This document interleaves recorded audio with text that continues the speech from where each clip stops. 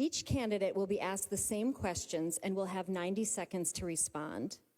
To ensure everyone has equal opportunity to participate, time limits will be strictly enforced. We will also have several lightning rounds in which candidates will respond by holding up response cards. We ask everyone in the audience to listen respectfully so each candidate has an opportunity to be heard. We also ask that, out of respect for each candidate, please do not react to an answer and hold all applause until the end of the forum. Before we begin questioning, each candidate will have 1 minute for an opening statement. So let's get started. We're good? Okay. All right. Well, number one, thank you all for coming here to my home county, Waukesha County. Thank you for being here. I am a nurse by background. I've done everything from night shifts in the emergency department all the way to running really big public health programs. And that's what I thought I was going to do. That's how I was going to serve my community. But with the chaos of the first Trump administration, I decided in 2020 to run for assembly, and was able to flip that district from red to blue with a 4-term Republican incumbent. And once again, I live in Waukesha County. I had been an epidemic intelligence service officer, did national and international outbreak investigations, and that's why it was so important to me. Then I stepped up again when Governor Evers needed a partner and ran for lieutenant governor, won my race statewide, and then again with Governor Evers in the general with 3.5 percentage points, as he calls it, a landslide in the state of Wisconsin. And I'm very happy to be here to run for governor. Manske. I'm a medical service technician. That's my day job. I do have a day job. I am a working class guy. I am literally not a politician. Everybody always says it. I'm literally not. I don't like how expensive things have gotten. I was called to run. Maybe I shouldn't be here. Maybe I should. But I'm here, and I'm giving everybody a choice on that Republican ballot. So I'm the lone Republican here tonight, and I appreciate everybody being out here. I come from a mixed family background of Democrats, Republicans, Independents. Sometimes holidays get a little funny, but I love them very dearly. They're very important to me. There's a lot of important issues out there, and I'm just so happy y'all are civically involved. Me and my wife, we've been trying for children, and it hasn't happened so far, but it scares us. We don't know how we're going to pay for it. We don't know how we're going to handle the future, and I'm not the only one feeling that way. There's so much anxiety and stress and fear. I see it with my day job. You know, you're from Waukesha County. I work in Waukesha County, and I work in 14 other counties because I'm a medical driver and a medical professional. So I'm in hospitals, clinics, and homes, and I'm really proud of serving in that aspect. And I'm not giving up my day job. I'll keep working it till the very end in this campaign. And I will also be meeting voters where they are. I don't care if you're a Democrat, Republican, or Independent. I look forward to trying to earn your vote if I continue on in August into the general election. And I want a better Wisconsin, a cheaper Wisconsin, a more prosperous Wisconsin where people don't feel like they're just surviving. Thank you. Good evening. I'm State Senator Kelda Roys, and I'm running for governor to raise wages, lower costs, fully fund our public schools, and to protect our rights and freedoms from this dangerous authoritarian regime. I have been working alongside so many of you for 25 years, working to elect Democrats statewide and build progressive power.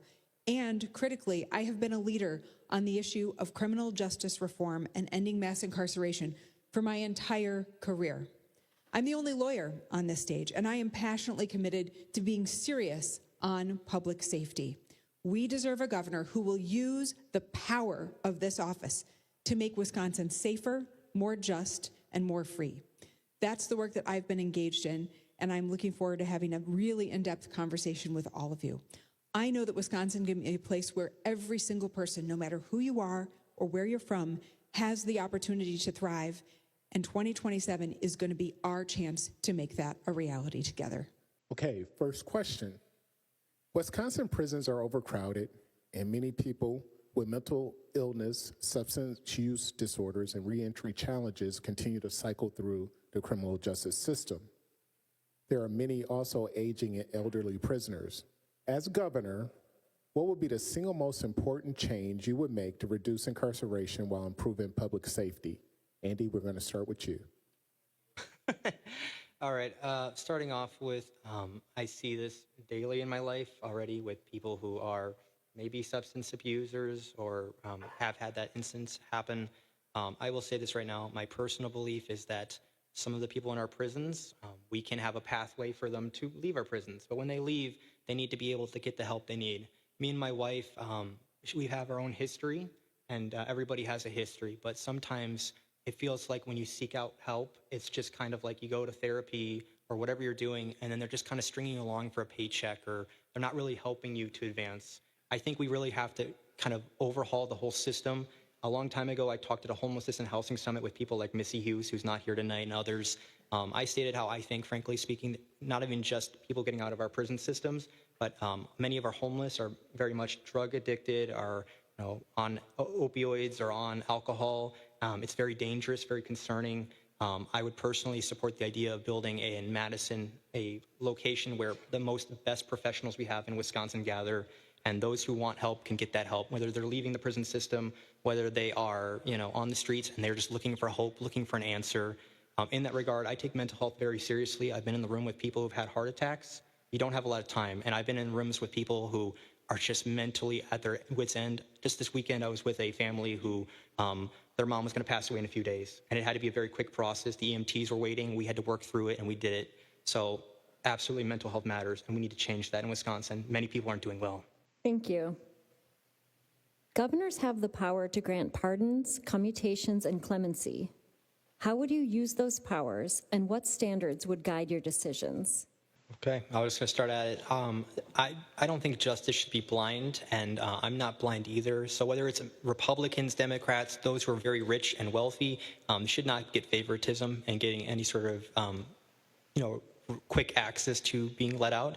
I personally would look to say, hey, laws change. You were arrested from a law 30 years ago. We're going to start with those people, okay? Because that law changed. What you did was illegal back then isn't illegal today.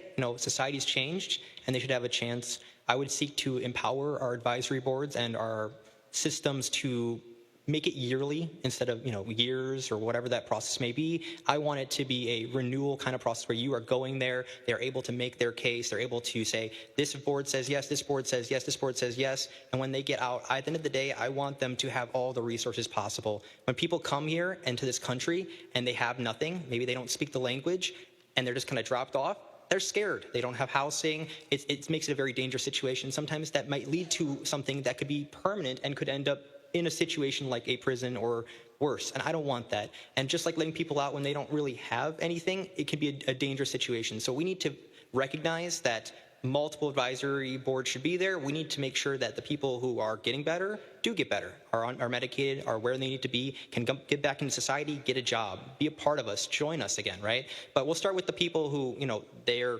crime isn't a crime anymore. I've also supported marijuana legalization with rules, with guidelines to protect our children, to protect our youth, to protect our properties, businesses, models, everything about us, right? And when that happens, we can talk with them who are in prison for that. A tiny ounce of weed, to me, we can change that.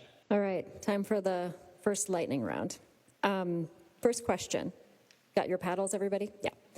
Should Wisconsin end prison returns for technical supervision violations? Sorry.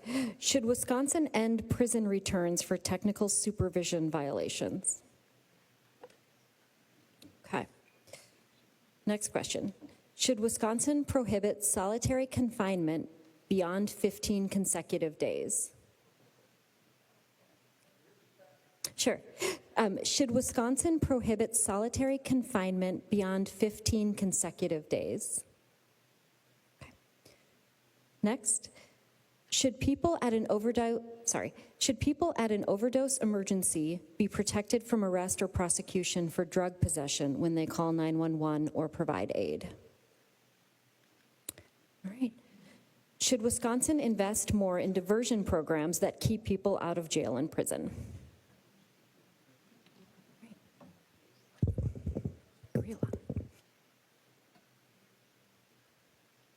Good. Next subject, immigration. Many Wisconsin employers say workforce shortages are limiting economic growth while immigration enforcement continues to increase nationally. As governor, how would you address labor shortages while ensuring immigrants and other communities feel safe and supported? I'm going to just start off and say some unusual things. I don't like when people lie to regular people. I've looked at the data and the information. First off, I don't like seeing ICE going into our communities and roughing up people. I don't like seeing that at all. But we have two different classes. We have oligarchic Republicans and we have corporate Democrats. And both of them, when they see these people coming into the country, trying to have a better life, trying to have jobs, trying to have, a home, they look at them as almost like a slave caste and cheap labor. And I think it's heartbreaking to me. If they try asking for housing rights, they are denied. It is very sad. If they ask for a raise, their boss can report them and they can be deported. I don't like seeing those stories. When children are in the news, it breaks my heart. But the reality of the situation is that I want legal immigration. I want them to have a pathway here. And the pathway to me is, if right now they're offering a ticket, right now they're offering money, and the alternative is they take their assets, their cars, their money, their incomes, everything they worked for, and their family doesn't get it. The government takes it and they confiscate it, and it breaks my heart. I don't want to see that, but don't lie to the community saying they're safe when they're not safe. It's just not right. I understand I don't want family separation, but when ICE takes somebody, that person is banned from the U.S. for 10, 15 years. That's not a legal situation that they can easily just come back. It makes it harder. We need immigration overhaul. We need a pathway for people to come here. They need to be able to have rights. They need to be able to fight for wages. And so it just breaks my heart. I just think we need to be honest about the situation. Thanks, everybody. Next question. What role, if any, should Wisconsin law enforcement play in federal immigration enforcement? Should cooperation between local law enforcement and ICE be expanded, maintained, or reduced? I just want to say, again, honesty really matters here. State laws haven't triumphed federal laws in quite a long time, and that is not a precedent I want to see come back, I'll be honest. Some of you can imagine where I'm trying to say by that. By the time ICE comes here, they come in, and that same night that person is gone. By the time in the morning a governor were to wake up, they don't know. I would love to hear the people on the stage say, hey, we're going to change this, we're going to do that. How does it hold up federally on the federal stage? Because if you want to really change it, you go federal, run for the federal race. But statewide laws, they're grabbing people at the courthouses when they come for their, meetings, and they don't know that. They just show up. These people are just living their lives, and sometimes they're gone within 10 hours. They're already out of the country. So if you say we're not cooperating with ICE, fine, great. They don't need your cooperation, though. They come here anyway, and everybody here on the stage knows that. The mask mandates won't stay. None of these mandates will stay. The right answer is to show compassion to them. Say, I will fight for you to legally come here. I will do what I have to talk to Trump, talk to Biden, talk to anybody in that office and say, this person is a real person who was going to be a really good citizen. Bring them back quicker, legally, in a better process. But I don't really care for this, we'll do statewide things. It didn't work in California. Their mask mandates are already gone. Doesn't matter if it's other rights too, they will not hold up. We need to recognize that we can advocate directly to that government and push on Trump or whoever to get these people a faster way here. ICE is an enforcer of fascism, and our law enforcement should not be cooperating with them. So an executive order to end 287G agreements is absolutely in the cards. But my friend Mr. Manske is correct that the 10th Amendment makes it incredibly difficult for state law to overrule federal law. However, it does not require us to participate in it. But we saw in Minneapolis and California that, when systems fail, that communities show up. It is incredibly...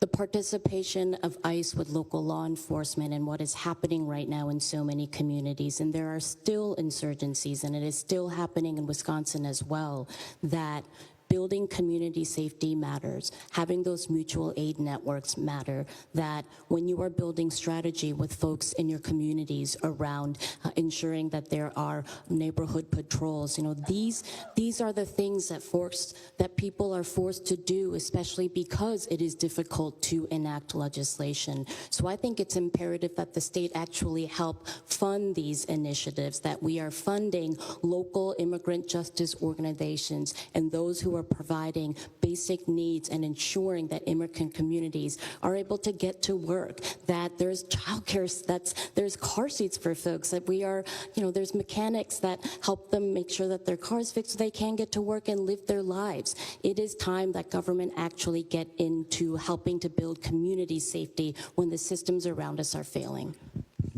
Thanks, everybody. Okay, next lightning round. Do you support driver's licenses for undocumented immigrants? Got everybody? Do you support in-state tuition for undocumented students? Should local law enforcement be prohibited from asking about immigration status during routine policing? All right, thank you. Next question, we're moving on to health and environment. Lead poisoning remains concentrated in some of Wisconsin's poorest communities and can have lifelong impacts on health, education, and economic opportunity. What specific actions would your administration take during your first term to significantly reduce childhood lead poisoning? Whatever it takes. As weird as it sounds as a Republican, I'm not adverse to spending money. I don't want to live in Flint with the water situation taking forever. I don't like hearing about diseases that stem from bad water. When Milwaukee floods, when State Fair is underwater, we need to meet the times and plan accordingly. It's weird to hear Republicans saying, we'll spend the money. We'll spend the money. When they get sick, they're in the hospitals. I work in the healthcare industry. You got to be careful what I say, but right now it feels like a revolving door. You get in, they give you a bed for a night, you get out, here's the bill. I don't like that. I don't like hearing people being sick. It definitely is a workload on the people who are at the front and center, as Sarah could probably agree. And at the end of the day, whatever it takes, because the best economic unit we have as a society are people, and we seem to have forgotten that. See, when the people aren't here, there are no towns, there are no villages, there are no cities, there is no corporations, there is no business, there is no parks. The people make everything. We need to invest in our people going forward. Things have to change. And I'm sorry, it's inexcusable that this is still going on. 30 years, 20 years. Yeah, how many people are going to die by the time this is sorted? I'm not going to take any of that. I don't care if it's a Democrat or Republican. They will be pushed on to adjust. And I hate hearing about trailer parks that don't even provide water, by the way. I'm sick and tired because the people don't have clean water, and it impacts their health directly. And they're living in a trailer park. They're just trying to make ends meet. Next question. Voters often hear candidates explain where they agree with their political party.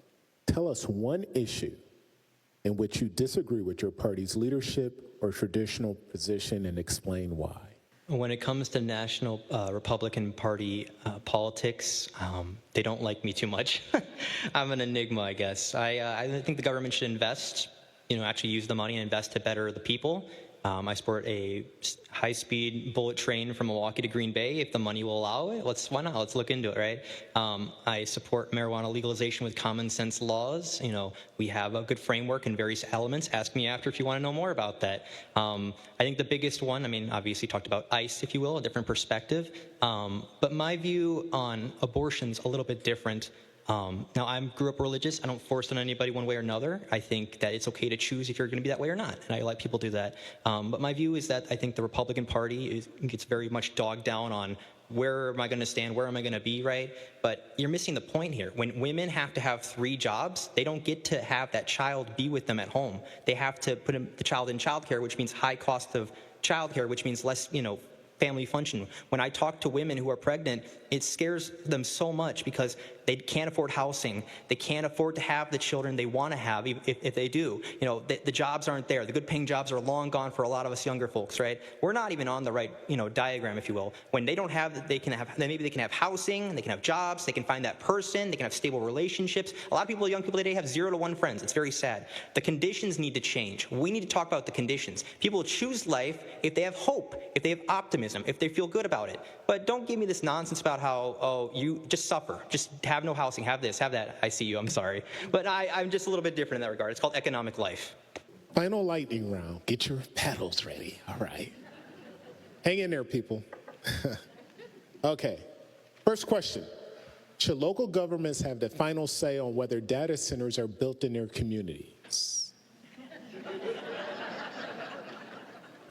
Should Wisconsin establish renewable energy requirements for utilities? Okay.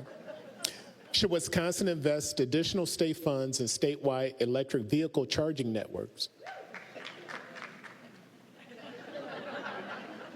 Should Wisconsin expand air quality monitoring in high-risk communities? Right. Okay. Closing statement time. We will conclude tonight by giving each candidate 2 minutes for a closing statement. Please tell voters why you should be Wisconsin's next governor. Oh, all right, I didn't even know. All right, I could go on a whole spiel why I should be next governor. It's a little weird to just say that, honestly, as a regular person. I come from a mixed family background. I have a very independent streak. I'm very opinionated. Republicans, Democrats, there's pros to both parties. I'll just say it. I think that there's some good in both sides. There's some good with presidencies. At the end of the day, I would like to be your governor. I'd like to be an open line directly to that governor's mansion. I call it the people's mansion. Some people say it's bad language. I just say it anyway. I don't really care. So I give my phone number out. It's 414-640-3400. Watch the live stream afterwards if you want it.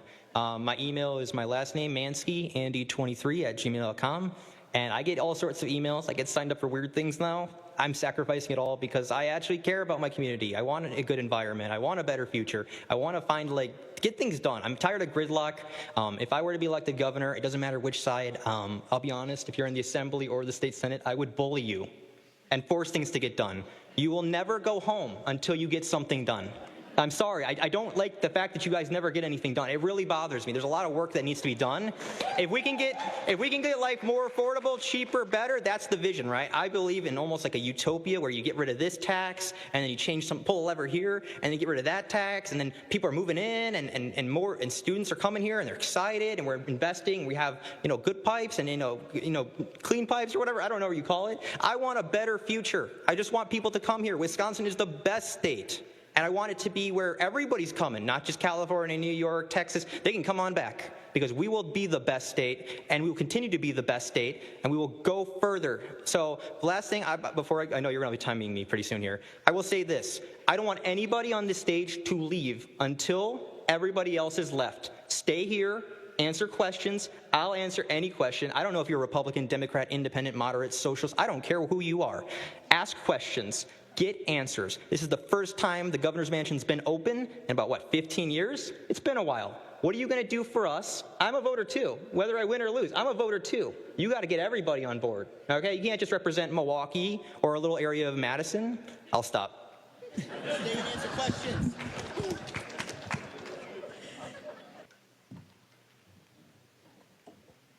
Good evening. I'm Nikki Fisher. I'm the other interim co-executive director of Wisdom.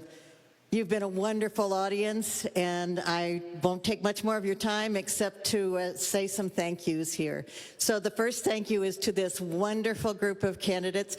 This is what democracy looks like, and you can clap very loudly now. All right. Thank you so much.